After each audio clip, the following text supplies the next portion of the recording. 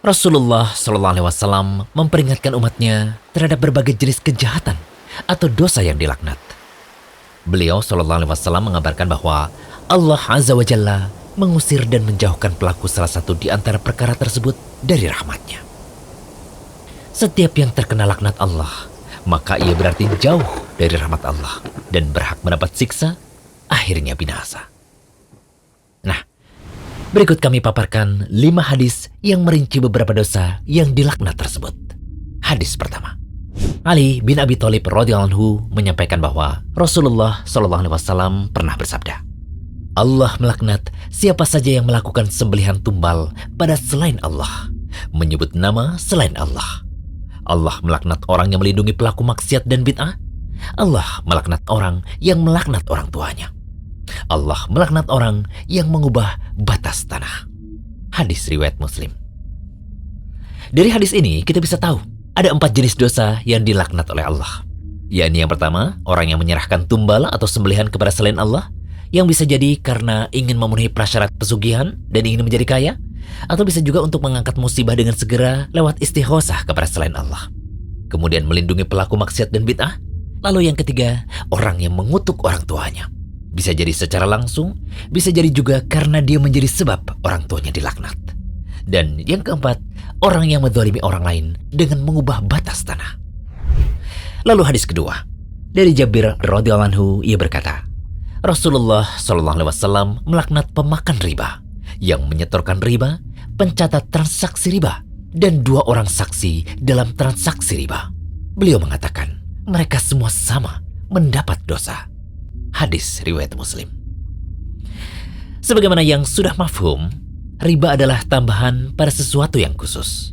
Misalnya yang dikatakan oleh para ulama dalam utang piutang, yang terangkum dalam kaidah, setiap utang piutang yang di dalamnya terdapat keuntungan, maka termasuk riba.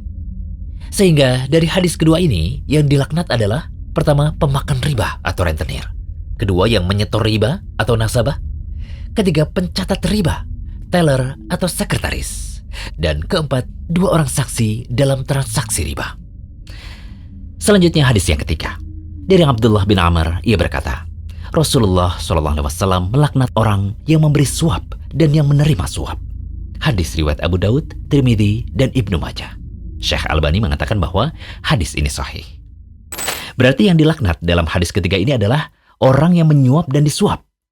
Namun berbeda kalau yang menyuap ini karena menuntut haknya yang tidak bisa diperoleh kecuali dengan jalan menyuap. Maka ia yang menyuap tidak terkena laknat seperti dalam hadis. Selanjutnya hadis yang keempat. Ibnu Abbas radhiyallahu anhu berkata, Nabi SAW melaknat pria yang bergaya seperti wanita dan wanita yang bergaya seperti pria. Beliau SAW bersabda, keluarkan mereka dari rumah-rumah kalian. Ibnu Abbas katakan, Nabi pernah mengeluarkan orang yang seperti itu, demikian halnya dengan Umar. Hadis riwayat Bukhari. Hikmah balasan berupa laknat Allah bagi orang yang menyerupai lawan jenis adalah karena ia telah berupaya keluar dari sifat yang telah ditetapkan atau diciptakan Tuhan yang Maha Hikmah.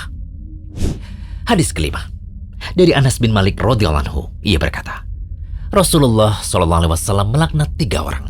Orang yang memimpin kaumnya lantas mereka tidak suka lantaran penyimpangan agama, bukan masalah dunia.